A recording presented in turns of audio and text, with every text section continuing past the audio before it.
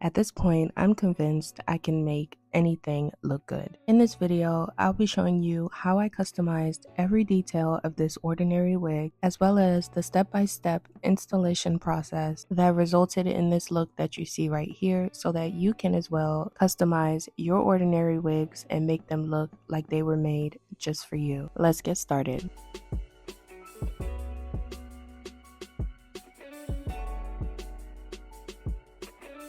Alright, now that our formalities are out of the way, let's talk about our foundation. Before installing any wig, if you have thick hair, make sure that your hair is braided down or slicked back to ensure your wig lays as flat as possible. Next, you're going to want to grab an edge gel or holding gel of your choice, as well as an edge brush, and we're going to use this to slick back our edges. I like to apply the gel all across my hairline and then use my finger to push and slick back those baby hairs into place. Doing this ensures that none of our precious baby hairs will get stuck in our adhesive during installation or pulled out during takedown. And once you're done, you should be left with something like this.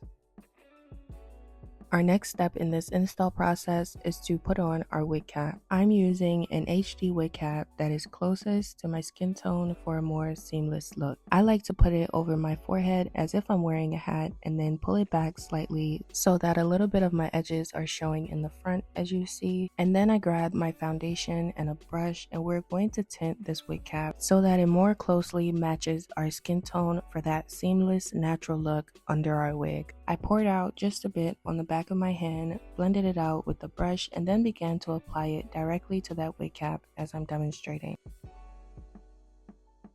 Once your cap is tinted, go ahead and grab your wig.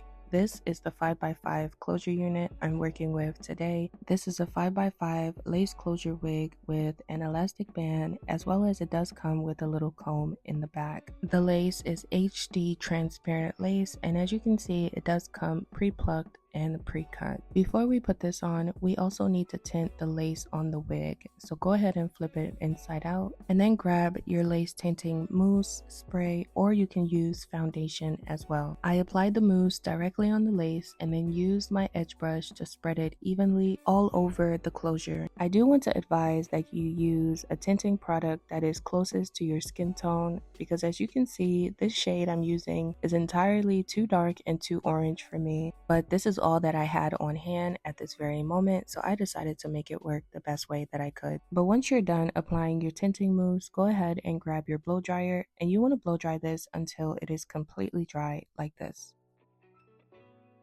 Once you flip your wig back around, you can see that the lace is now tinted and looks more skin-like. From here, go ahead and adjust the elastic band so that the wig will fit to your preference. Your wig should fit you snugly and securely, but yet be comfortable. You don't want it to be too tight, otherwise it will give you a headache. Now that we have our wig on, this is what she looks like. My biggest problem with this wig was with the density. It was just too thin for me. From what I've seen on their store, Silkwave only sells hair in 150% density. Now that's fine if you like a more fine and natural look, but I figured, as with most curly hair, once you fluff it out, the hair will look fuller and more dense. However, that was not the case with this wig because there just simply wasn't enough hair to begin with. A little more on that later. Let's get back into installing it. As you can see, I'm cutting off these little tabs on the side to give us a more seamless look so that it's not so apparent where the lace starts and stops. I am also cutting off this wavy pattern they have cut into the lace in the front. Now this is just a personal preference. You do not have to do this. I do this because after a while, for some reason, the lace just starts to stick up in the front for me and it never lays flat, which is why I just like to cut it off. But again, this is a personal preference. You do not have to do it. Now let's talk adhesives. I'm using this Eben lace bonding adhesive spray today, and I'm sorry that I'm not holding it right. I didn't know that it was sideways. But I went ahead to just spray this directly to the lace in the front, as you see me doing, and then using my finger to blend it in. Doing it this way, in my opinion, is the quickest way to do it, instead of spraying it on your skin and then waiting for it to be tacky. When it comes to glueless wigs, I just like to spray it directly on the lace and then blow dry this on cool air until it's about 95% dry. And And then we're going to grab our elastic band, put it directly on that lace and tie it down so that it can dry it the rest of the way and melt that lace. As you saw, I only did one layer of this. If you do want a stronger, long-lasting hold, then go ahead and spray the adhesive to your skin, wait for it to get tacky in between layers, and then pressing your lace down into those layers before tying it down with an elastic band. While we wait for that adhesive to dry down and for our lace to melt, I'm going to start the styling process. I decided to do a side part today, so I went ahead to map out where I wanted my part to be and then grabbed my wax stick and I applied this to the hairs all around my part. And this just holds the hairs in place and makes sure that they don't move. Now grab your hot comb and use this to press and flatten out any lumps and bumps in the top part of your hair to make sure that it lays as flat as it possibly can.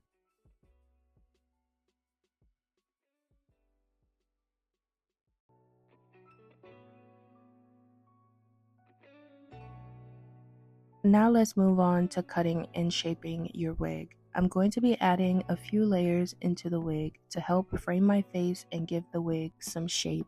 Now don't get scared, I'm not talking about big chops, we're just doing light layers starting from the front. You want to take small sections and cut downward in a diagonal motion. Lightly trim to remove any uneven ends and straggly bits. And always remember to cut a little at a time. Don't rush this step, especially if you're a beginner. And remember, you can always cut more, but you can't take it back. So as you're cutting, always remember to take a step back and look at how it's coming along so far. This will help you not to overcut and make any adjustments necessary. Cut and shape the wig to your preference in a way that suits the natural curl pattern and your face shape. Sometimes we get so attached to the way wigs come out of the box, but customizing it really makes it feel like your hair. There's just something so empowering about turning something you bought into something that is truly uniquely you. Now let's bring this hair to life by defining the curls. I filled my spray bottle with lukewarm water and lightly misted the hair until it was damp but not soaking wet. You can as well do this in sections if you have thicker hair. Spritzing the hair first with water helps to activate the curls and makes product application smoother. In my opinion, Silkwave does have really good hair, but my biggest complaint, as with many other wig companies, is that they barely put any hair into the wig. Like, do you see how thin the hair is? I should not be able to see through these curls. If I can see through the hair, then there's definitely not enough of it. Now, if you like your wigs a little more on the natural side, then this may not be a problem for you. But I love my wigs thick and full. And I just believe if you're advertising a wig to be 180, 200, 250% density, then when it arrives at my door, it should be the same density that I paid for. I shouldn't order 200, 250% density and then I get 150 or 180. Like, come on. Can we stop with the scams and false advertising? This is one of the many reasons I started Blessed Beauty Hair. For the girls like me who are tired of these scams these wig companies pull and who want full, soft, high quality human hair wigs that look and feel luxurious that you don't have to pay an arm and a leg for. If you're looking for a unit that lasts and actually delivers on the quality, length, density, and overall experience that is advertised, then check out my store. And as a bonus, I teach you how to customize, style, install, and take care of your wigs right here on this channel. So it's a win-win, girl. I'll leave the link in the description box below, but if you're a baddie on a budget and still like this hair, I'll also drop the link to the Silkwave AliExpress wig so that you can weigh your options. Now back to the tutorial. Once the hair was nicely saturated with water, I went ahead to grab my paddle brush to go ahead and detangle and define these curls. If you do have thicker curly hair, definitely do this in sections, using a Demon brush or a similar detangling or styling brush, starting from the ends of the hair and working your way up. Once that's done, here is what the curls are looking like now. And as you can see, they are definitely juicy, defined, and bouncy. From this point, you can use any curl enhancing product of your choice, such as a curl cream or a curl defining lotion that will enhance the curl pattern and provide hold. My product of choice today is this Lotta Body Foaming Hair Mousse. Not only is this going to help us define our curls and provide us some hold, it is also very lightweight and is not sticky, so it won't get crunchy or weigh the hair down. As you saw, I pumped out quite a generous amount onto the palm of my hands and I'm applying it directly to the hair. Quite frankly, I do think I applied way too much. You don't need this much mousse, guys. And if you do have thicker hair, please do work in sections. I am running the product through the hair so that it is thoroughly distributed, gently running my fingers through, detangling and scrunching the curls so that they will start to take form. And this is a clear depiction of what I was talking about earlier. Look at how much hair is in this wig. This is about one bundle or half. If that, it is too thin for my liking. But as you will see from the end result, we were able to finesse this and make it work. After applying our product, the last thing we have to add is a lightweight oil or serum. This will lock in moisture, help prevent frizz, add a touch of softness, and give a healthy shine to the hair. As you saw, I pumped out a few drops of my Sleek and Shine, rubbed it together in my palms, and applied it, gently grazing over the top of my hair and then gently running it through the rest of the curls.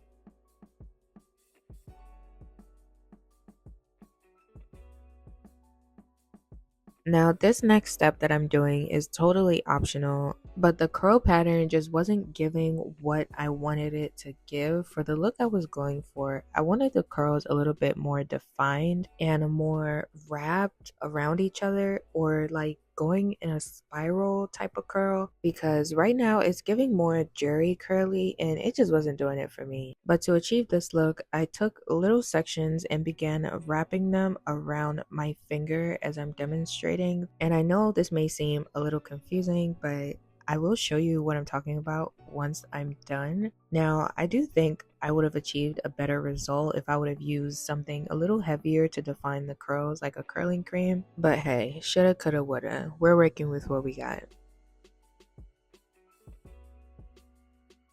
Once I'm halfway through, this is what the curls are looking like, and this is what I was trying to explain. I'm going for a more springy, wrapped around, or coily curl look, if that makes sense. But I went ahead to repeat this process until I was completely done with all of the hair.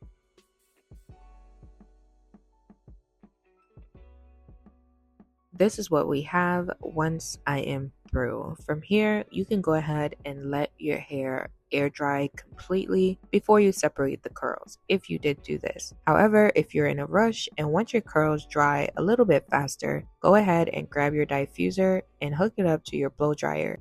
We're using this attachment to blow dry our curls on warm air and low speed to speed up our drying time without disturbing the pattern. I just grab a section, place it in the diffuser, and then scrunch it up to my hair like this, and then turn the blow dryer on. And I'm going to blow dry this until the hair is completely dry. Again, if you have thicker curly hair, definitely do work in sections.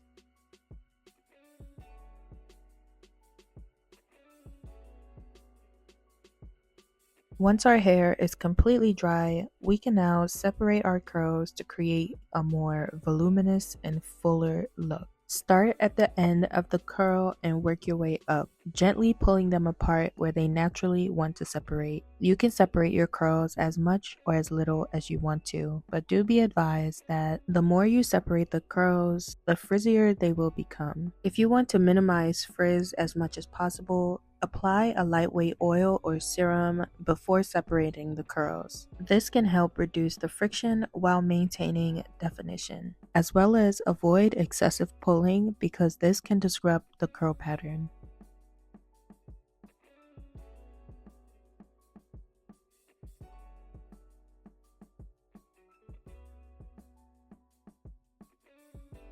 After all that, this is what we're left with. As you can see, our curls are super defined and fluffed out now. We'll come back to them a little bit at the end. Let's go ahead and take off our elastic band to see what this lace is doing. As you can see, the lace is super melted and it's giving scalp, but the lace tint that I used was too dark for my skin tone, and yes, it shows. That's my only complaint, but that's fine for now. I then grabbed my comb and began combing out these front hairs so that they're more fluffy and more natural looking rather than being just stuck to our forehead. I also went on to fix up my part in the front, getting it as neat and clean as I can, but there was this one hair in the front that just would not cooperate, and honestly I really just wanted to pluck it out, but I decided to leave it and turn it into a little baby hair, which you will see a little later on in the video.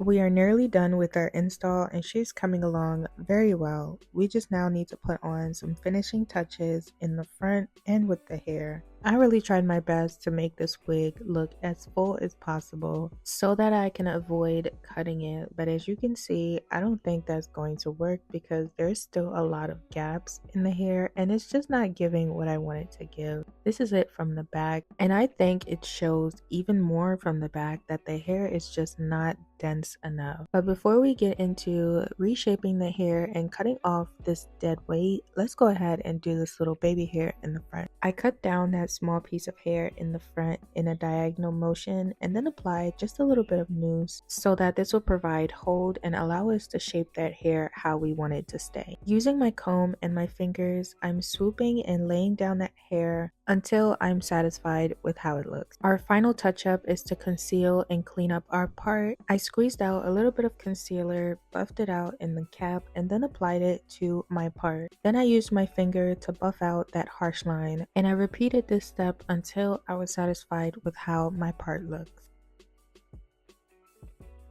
Okay, so now let's get back into these curls. I really tried, y'all. I really didn't want to cut off the excess, but I had to. But in my final attempt to try to give this hair just a little bit more volume, I grabbed my wide tooth comb and used this to back comb the roots of the hair so that it will kind of push it up and give it a little more volume, especially these back pieces.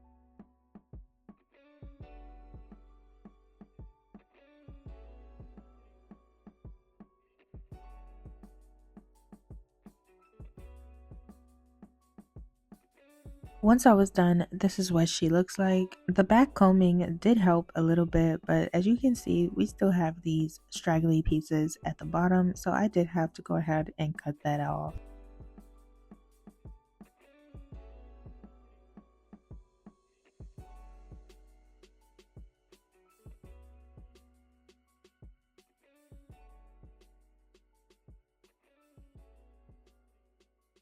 After I did one side, I was a lot happier with how it looked. Sort of, but not really. But as you can see, it does look a little more balanced and a lot fuller now that I've cut off those straggly pieces. So I went on to do the same to the other side and reshape the hair.